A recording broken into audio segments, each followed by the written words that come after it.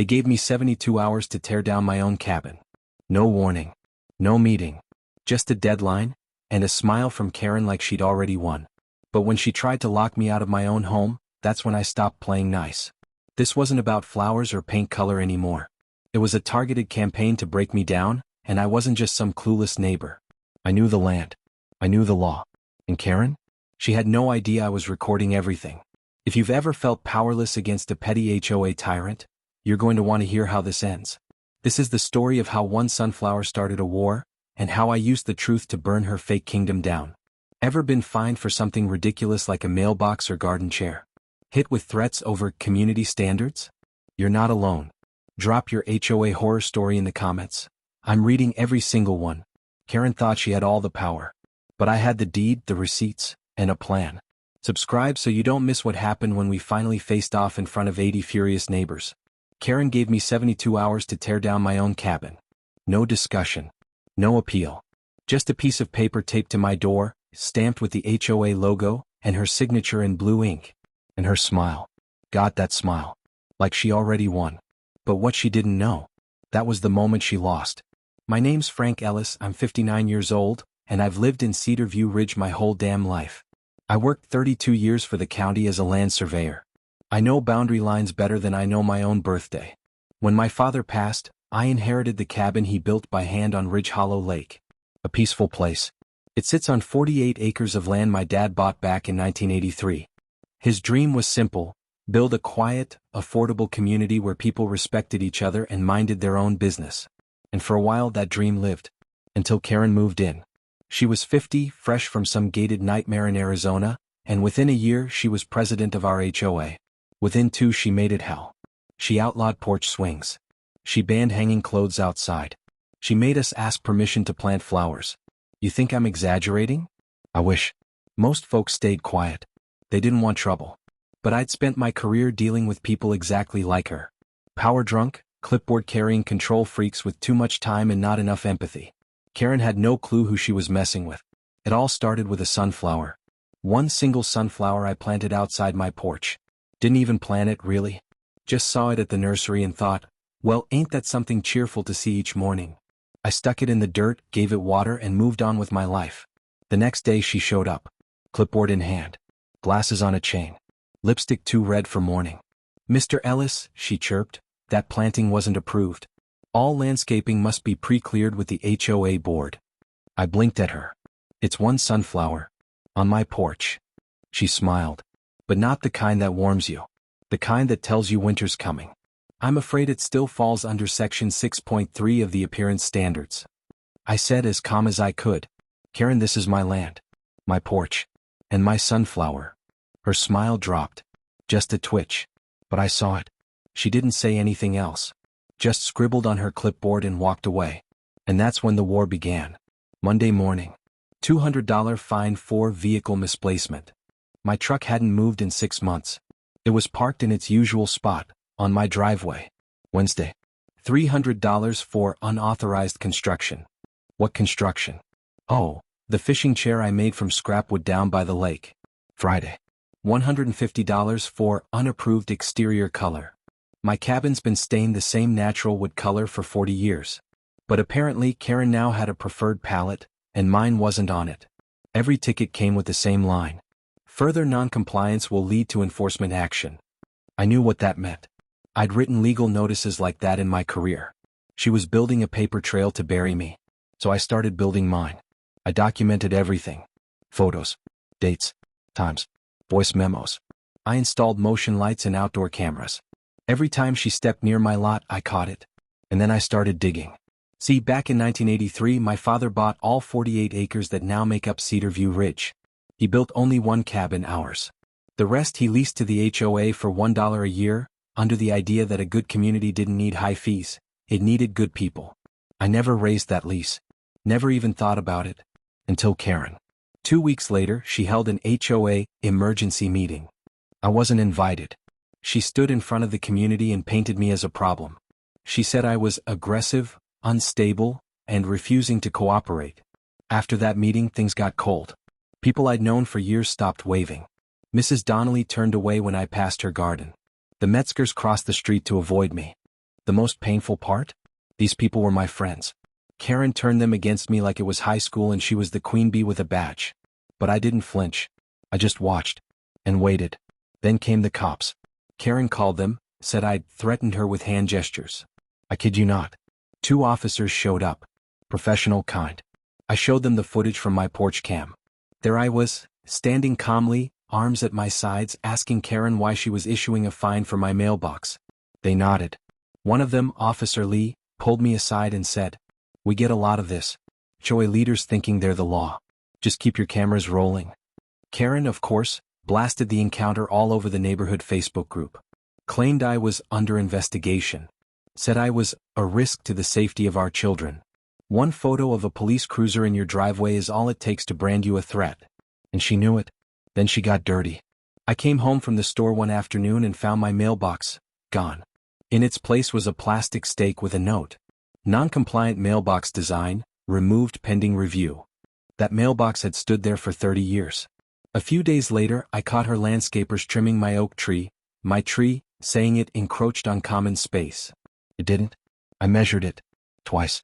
But every move was just legal enough to avoid criminal charges, and just invasive enough to make life miserable. She wanted me broken. Alone. And honestly, I almost was.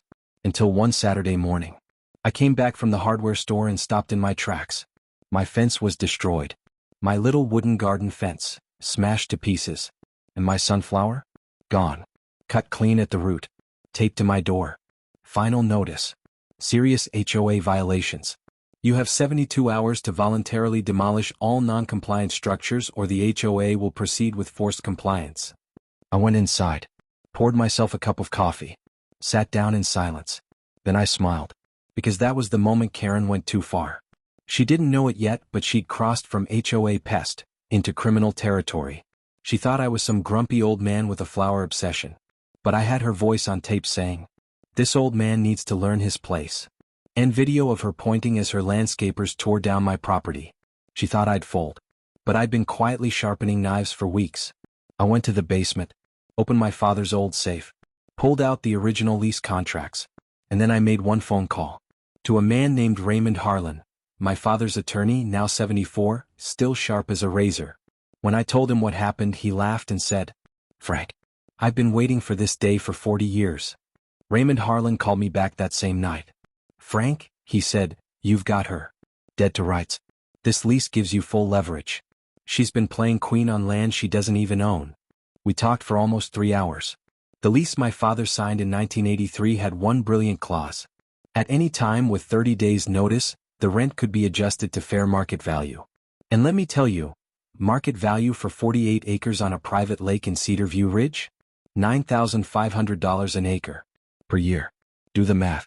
That's over $450,000 annually. They'd been paying me $1. $1. For 4 decades. Raymond was giddy.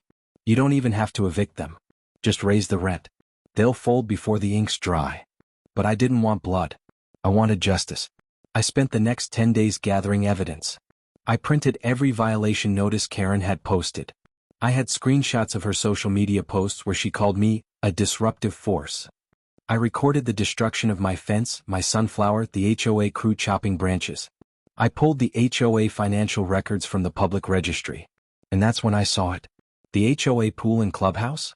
Built on my land. No consent. No permits. Violation of the lease. HOA dues? Doubled over 2 years, from $200 to $400, without a vote. But the worst? $15,000 transferred from the community fund to a contractor who only ever worked on Karen's backyard. Landscape lighting. New patio stones. Waterfall feature. All billed to the HOA. She stole from them. Right under their noses. I wasn't done. I called 3 neighbors privately, ones who had stopped talking to me. I told them I had proof. I showed them footage. Paperwork. Bank transfers. Tom Metzger, the same man who crossed the street to avoid me, sat silent for 5 minutes. Then said, "She told us you were dangerous. She said you threatened her." My wife was scared. I nodded. "She told me I couldn't plant strawberries for my kids," he added. Said the ground wasn't coded for edible crops. We both laughed, but there was nothing funny about it. Then came Robert Thompson, Karen's husband. He knocked on my door at 8:12 p.m., hat in hand, shoulders slumped like a man who hadn't slept in weeks. "Mr. Ellis, can I speak to you?" "Please." I let him in. What he told me still haunts me. "Karen, she's not who I married," he said. "This HOA stuff, it's changed her. She tracks my texts. She checks my email. She threatened to fine her own sister for leaving a bike in the driveway." He opened a worn leather bag and pulled out a USB drive. I copied everything. Emails, texts, the vote rigging, the forged documents. It's all here. "I can't take this anymore." He slid over a piece of paper.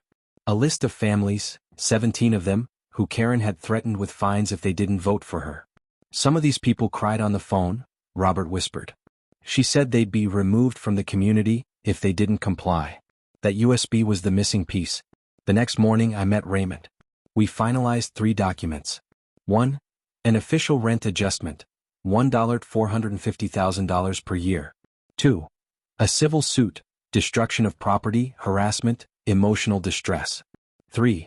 A criminal complaint, unauthorized use of land, theft of funds, forged documents. But we weren't just going to drop it all at once.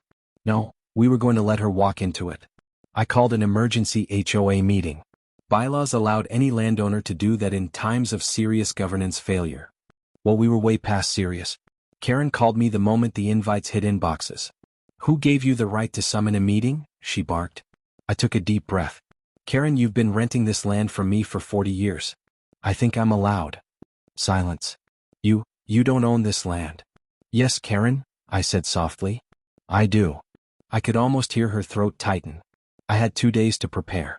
In that time, Sarah Kim, an investigative reporter from the local news station, got wind of the story.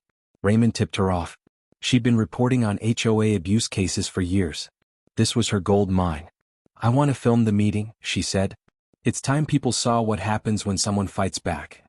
Wednesday night, 7 p.m. The community hall was full. Seats for 50. People standing. Neighbors from surrounding towns showed up just to watch. Sarah and her cameraman set up in the back. Karen reluctantly allowed it. She still thought she could spin this. She walked in like a queen. Stack of folders in one hand. Tight gray blazer. Her signature red lipstick. Not a hair out of place. She had no idea her entire empire was about to collapse. I stood up front. "Thank you all for coming. Before we begin, I want to ask you one question." I held up a leather folder. "How many of you know who actually owns this land the ground Cedar View Ridge is built on?" Blank stares. Confused murmurs. Karen shifted in her seat. I opened the folder. Took out the original deed. "My name is Frank Ellis. My father, George Ellis, bought this 48-acre tract in 1983. For 40 years, you've been renting this land from my family, for $1. Silence. Complete silence. Then gasps. Karen's mouth opened. Nothing came out. "And here's what else I've discovered," I continued. I connected my laptop to the projector. First slide. Photos of the fence, the sunflower, the HOA landscapers with Karen pointing. Then, bank statements. $15,000 to Evergreen Designs, Karen's backyard contractor. Then, Robert's documents. Emails. Threats. Forged election forms. One by one the crowd turned. "Mrs. Donnelly, she told me my rose bush was illegal." "Tom Metzger, she fined me $300 for letting my dog pee too close to the sidewalk." Lisa Park, a single mom, stood up with tears in her eyes. "She said if I didn't vote for her, my kids would be banned from the playground." The room was shaking with anger. Karen stood. "You're all being misled. He's manipulating you. I've spent years building this community." "You built fear," I replied. "You built lies." Her voice cracked. "You have no right to embarrass me like this." "But you had the right to fine people for porch swings? To destroy my sunflower? To accuse me of violence when I asked you a question on my porch?" She had no words. Only rage. Sarah Kim raised her hand. "I've covered 19 HOA abuse cases in this county. This is the most documented, outrageous misuse of power I've seen. Mr. Ellis could evict this entire neighborhood if he wanted. He has every legal right." Everyone looked at me. And I knew what I had to say. "No. I won't evict anyone," I said. "But we need leadership that serves the people, not punishes them." We held the vote that night. 65 voted to remove Karen. 2 abstained. 0 opposed. The relief in that room? You could feel it like a weight lifting off everyone's chest. Karen sat down. Well, speechless. Folders in her lap. Forgotten. She got up, grabbed her purse and walked out. She never said a word. Robert stayed behind, shaking hands, apologizing. "I'm sorry," he told every single person. "I'm so sorry." Mrs. Donnelly was elected interim president. Tom became treasurer. Lisa Park, secretary. The first motion passed? All absurd HOA rules immediately suspended. And for the first time in years, Cedar View Ridge breathed. Karen didn't show her face for the next 5 days. She vanished. No morning walks. No clipboard patrols. No HOA emails. Her red-lipped rule was over, and everyone felt it. But the damage wasn't done being counted. We'd removed her from office, yes. But she had left behind a wreckage of lies, debt, and fear. And worse, some of it was criminal. The day after the meeting, I met Raymond and handed him everything. The videos, the emails, the forged signatures, the threat list from Robert, photos of my destroyed fence, the pulled sunflower, HOA funds misused, and the $450,000 rent notice I had delivered via certified mail. Raymond grinned. "Frank, this isn't just civil. This is criminal. And we're going to make it stick." He called the county sheriff's department and filed a 1 count of destruction of private property, a 1 count of theft of community funds, a 1 count of falsifying public records, a 1 count of intimidation and coercion of residents. The deputy who received the complaint raised an eyebrow. "You said HOA President Thompson?" he asked. "Yes," Raymond replied. "Well, she's got a reputation. This isn't the first time her name came across our desk. That's when we found out Karen had done this before. A retired HOA board member from Maple Hollow Estates emailed me. I saw the news report. Just wanted you to know she used to run our HOA too. Same exact playbook. Tore up my vegetable garden. Accused my daughter of violating sunset noise limits for playing violin. He sent me scans of her old HOA notices. Different neighborhood. Same wording. Non-conforming decor. Violation of property tranquility. Removal deadline, 72 hours. Sound familiar? Meanwhile, back in Cedar View Ridge, the community had begun to heal. The interim board, Mrs. Donnelly, Tom, Lisa, and surprisingly Robert, met that weekend to draft a recovery plan. First priority, lower the fees. HOA dues dropped from $400 per month to $250, effective immediately. The clubhouse was temporarily closed to assess financial abuse. A forensic accountant was hired, pro bono, thanks to Raymond's connections. Second priority, rebuild trust. Every household received a copy of the financial report. Every expense above $500 now required community approval. Third priority, restore freedoms. Hang your laundry. Paint your door yellow. Plant 20 sunflowers if you want. No more permits. No more threats. Just respect. But not everything was light and laughter. I still got stares at the gas station. Some folks still weren't sure what to make of it all. A few believed Karen's narrative to the bitter end. I got an anonymous letter in the mail. No return address. Just one sentence. "You burned down what made this place safe." No signature. No spine. But I didn't flinch. Because a week later I got 67 other letters. Handwritten. Signed. Some with pressed flowers inside. "Thank you, Frank. You gave us back our home. I can breathe again. My daughter isn't scared anymore. My dad can hang his flag." That one made me cry. Then came the arrest. 2 weeks after the meeting, just after sunset, 2 sheriff's vehicles pulled into Karen's driveway. Sarah Kim was already rolling.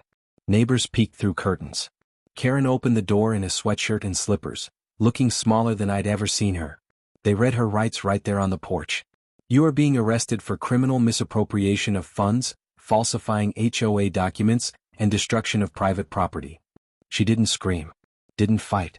Just stood still, eyes blank as they put the cuffs on.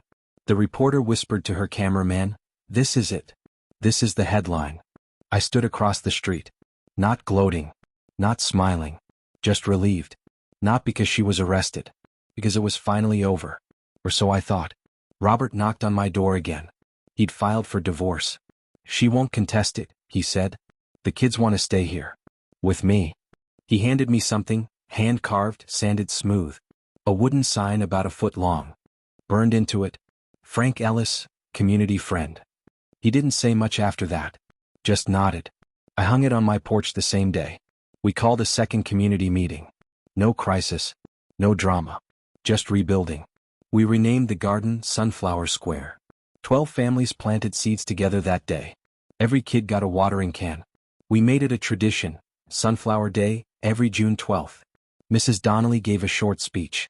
She called it, The Day We Turned the Soil. Sarah Kim aired the full segment the next week. It was titled, The Man Who Owned the Land and Fought Back. Over 2 million views in the first week. I got emails from as far as Montana and North Carolina. Some angry. Most grateful. Can you help me do the same? Do I have rights if my HOA president threatens me? My mom cried watching your video. I answered every single one. Because this wasn't just about Karen. It was about every HOA tyrant who thinks they can get away with bullying people into silence. And about every person who's ever been told. That's just how it is. No, it's not. Not anymore. By the end of the month, Cedar View Ridge had changed. You could feel it in the way people waved again. In the chalk drawings on sidewalks. In the smell of burgers on Sunday nights. In the kids playing tag until 8 p.m. without someone yelling community ordinance. Tom hosted barbecues. Lisa ran for local council. Mrs. Donnelly started a Plant Anything You Want initiative. Even Robert, quiet, thoughtful Robert, started leading Saturday repair groups for old fences and cracked paint. He said it was part of his healing. Then something remarkable happened. Raymond called.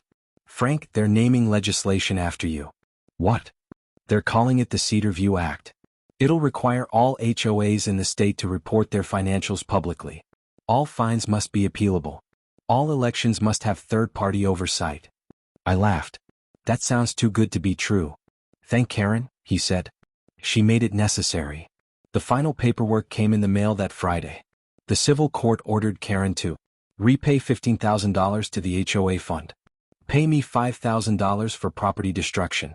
Serve 100 hours of community service. Attend mandatory anger management. And, the kicker, a permanent ban from serving on any HOA board in the state. She sold the house and moved in with her sister in Florida. No goodbye. Just gone. And me? I sit on my porch every morning with a cup of black coffee, looking out over Sunflower Square. The cabin stands. The tree she tried to chop shades me just fine. The mailbox is back. Hand-painted by the Metzger twins. And the sign she tried to tear down? That little wooden Frank Ellis, community friend? Still there. Still standing. After Karen left Cedar View Ridge, it felt like the town exhaled. A long, quiet breath. One nobody knew they'd been holding. You could see it in the way people lingered at mailboxes again. In the impromptu porch chats. In the kids leaving chalk drawings that no one threatened to find them over. For the first time in years, the HOA wasn't something to fear, it was just a group of neighbors helping neighbors. But the trust? That would take longer to rebuild. Mrs. Donnelly, now officially HOA president, made it clear from the start. No more secrets. No more fear. If we mess up, you'll know. And if we do something great, you'll be part of it. They started with open books. A printed breakdown of every dollar the HOA spent was mailed to each household monthly. No legalese. No fluff. Just clean, honest accounting. Every meeting was filmed and posted online. Every motion voted on in public, with paper ballots. The first motion passed? Let people plant what they want. No approvals. No forms. Want to grow tomatoes? Go ahead. Sunflowers? Please do. Giant inflatable flamingo on your lawn? Okay, maybe discuss it with your neighbor first, but the point was, the fear was gone. Then came the memorial project. Lisa Park and her 2 boys came up with it during one of the new neighborhood nights.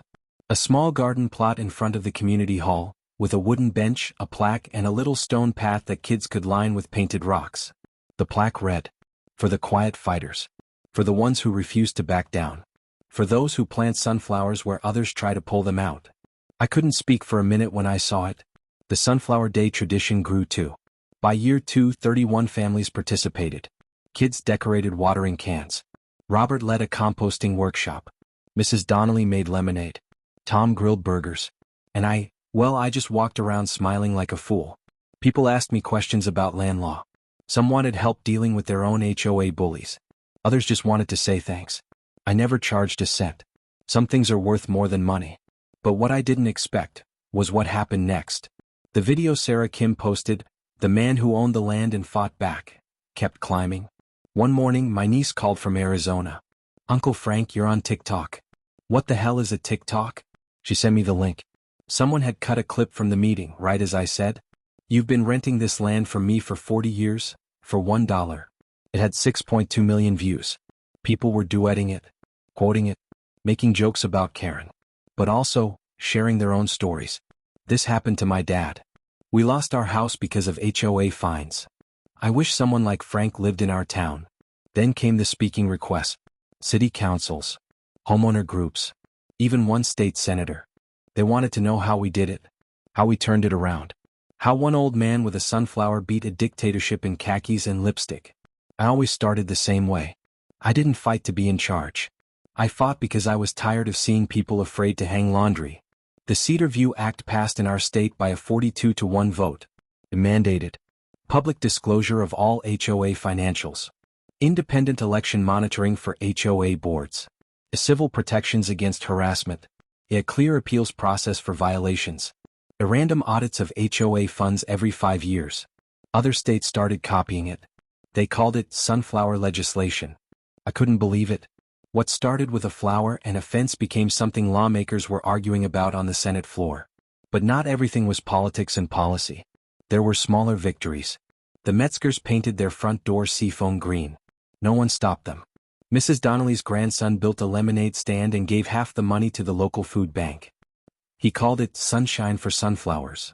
And Robert? He stayed. He didn't have to. He could have left. Could have vanished into some anonymous apartment on the other side of the state. But he didn't. He kept showing up. Kept repairing fences. Kept quietly apologizing even when no one asked him to.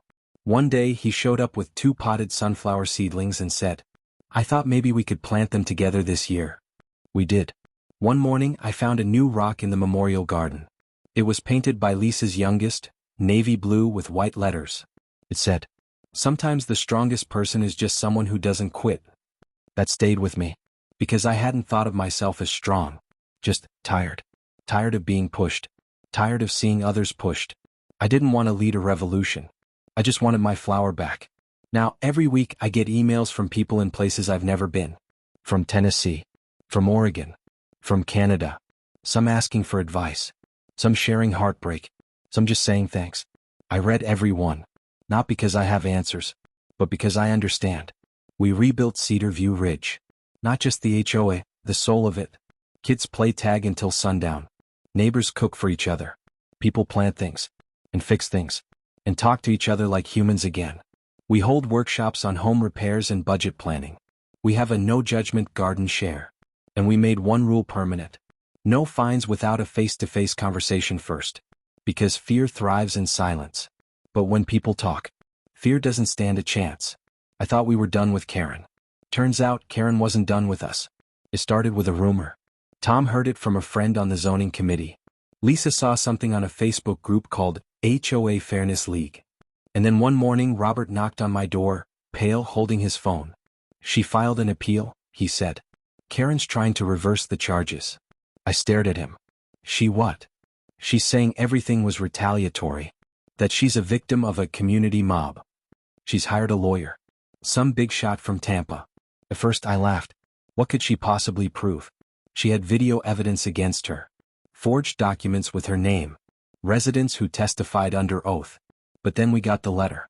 The court was granting Karen a public appeal hearing, due to reputational damage and community influence. The fine had been paid. The service completed. But the ban from HOA boards for life? She wanted it overturned. She wants to be allowed back in office? I asked. "Anywhere in the state," Raymond said. "Not just here." Sarah Kim called immediately. "Frank, we need to cover this. People need to see it." I agreed. But I wasn't interested in spectacle. I wanted closure. The hearing was held in the county courthouse. Small room. White walls. 2 microphones. 20 folding chairs. Karen walked in wearing a gray pantsuit and pearls, her armor. Her lawyer was sharp, loud, and arrogant. The type who thinks rules are optional if you've got the right suit. They claimed. Karen had only ever enforced existing bylaws. Her actions were misinterpreted through biased lenses. Her leadership had been strong but necessary. She was targeted by a mob culture driven by jealousy. They even tried to argue the sunflower, yes, the damn sunflower, was part of an unauthorized agricultural structure. They had a printed photo of it like it was a smoking gun. Raymond stood slowly. No theatrics. Just calm facts. The lease. The abuse of funds. The forged documents. The fake votes. The police report she filed with false claims. He ended with this. This isn't about one woman and her clipboard. This is about what happens when power goes unchecked. Ms. Thompson didn't just misuse her role, she turned an entire neighborhood into a climate of fear. Then he stepped aside. The judge looked to me. Mr. Ellis, would you like to speak? I walked to the microphone. Karen wouldn't look at me. Your Honor, I said, I'm not a lawyer. I'm just a guy with a cabin and a flower. A few people chuckled. But I watched a woman destroy friendships, isolate elderly neighbors, scare single moms and punish children, over paint color and swing sets. She didn't lead. She ruled. And when she finally got caught, she didn't apologize. She doubled down. Karen's lips tightened. Forgiveness doesn't mean pretending something didn't happen. And second chances don't belong to people who still think they did nothing wrong. The judge leaned back. Quiet. Then spoke. This court finds that Ms. Thompson's behavior constitutes prolonged abuse of power, misappropriation of funds and intimidation of residents. Your lifetime ban is upheld. And due to the severity of misconduct, we are extending that ban to national HOA registries. You are prohibited from serving in any HOA leadership position in all 50 states. Karen gasped. Her lawyer stood up, red-faced. This is unprecedented. You're right, the judge said. And so was the damage. Karen didn't speak. She just turned, heels clicking, and walked out. No apology. No eye contact. Just silence. That was the last time I saw her. The news broke that night. Former HOA president permanently banned in 50 states. Sunflower man testifies against tyrant. From porch flower to policy reform. The segment aired nationwide. People started calling me Mr. Sunflower. Somewhere, someone printed it on a mug. I didn't mind. Because something strange had happened. Karen, with all her control and cruelty, ended up making us stronger. 2 weeks later, I stood at the edge of Sunflower Square. It had grown 24 plots now. One for each family who planted something that season. Mrs. Donnelly walked up beside me. She's really gone, huh? I nodded. And you? She asked. You gonna run for HOA next year? I laughed. No thanks. I'll be the guy fixing the benches. Later that day, a little girl ran up to me. She couldn't have been more than 8. She held out a picture she'd drawn, crayons, big smile, a tiny cabin and a tall sunflower. That's you, she said. You saved the flowers. I bent down and asked, what's your name? Marissa. Well, Marissa, I said. You keep planting things. Even if someone tries to stop you. She nodded like I'd handed her the keys to the kingdom. And maybe I had. 2 years after the war over a sunflower, Cedar View Ridge is more alive than ever. The HOA is open, fair, and human again. Kids run through sprinklers. Neighbors wave over fences. Nobody fears a clipboard anymore. Karen is a name we rarely speak now, not out of fear but because she's no longer the center of anything. That title belongs to the garden. To the people. To the future. Every June we gather for Sunflower Day, not to remember the fight but to celebrate what grew from it. We learn something here. Sometimes the smallest act of resistance, a flower in the dirt, can break the deepest silence. And sometimes the one they try hardest to shut down becomes the one who teaches everyone else how to stand up. Ever been pushed by someone with fake power? Drop your story below, you're not alone. Share this video with someone who's ready to stop being silent. And remember, plant the sunflower anyway.